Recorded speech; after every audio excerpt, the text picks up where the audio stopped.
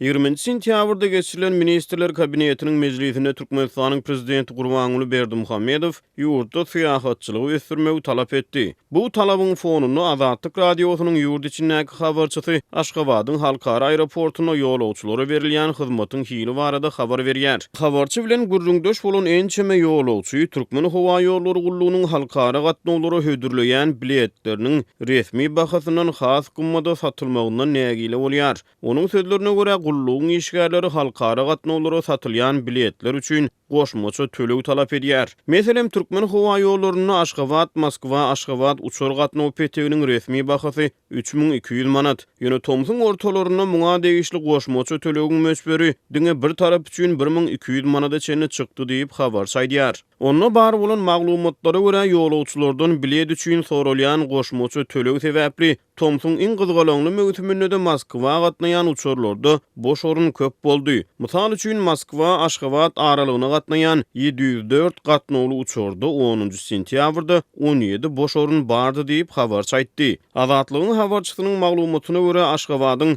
2016-njy ýylyň sentýabryna ulanylmaga berilen bahasy 2,13 milliard dollarlyk aeroportuna çykýan tehnik näsazlyklar ýolawçylary bökdüýär. Aeroportda migrasiýa gullugynyň pasport barlygyndan geçmezden odal öz başdak registrasiýa üçin 3 dilde ýörüýte awtomat maşinlar goýulan. Oňa pasportyny goýmaly. Baryan ýurdun we näme maksat bilen baryanlygyň barada soraglara jogap bermeli. Reis nomerini hemde ýyda dolanyp geljek wagtyny görkezmeli. Ýüzüňi görkezip kimlik barlygyndan geçmeli. Soňra pasport barlygyndan geçmeli. Ol ýerde de barmak ýyzy bilen kimlik barlygyndan geçmek talap edilýär diýip habar saýtdy. Onuň maglumatlaryna görä ýolawçylar soňky wagtlarda bu proseduranyň haýallygyndan şikayet edýärler. Awtomat maşinlaryň belli bir bölegi hatardan çykypdyr. Beýlekileri barlygdan geçen wagtyň doňýar we kadaly işläni okdyp habar saýtdy.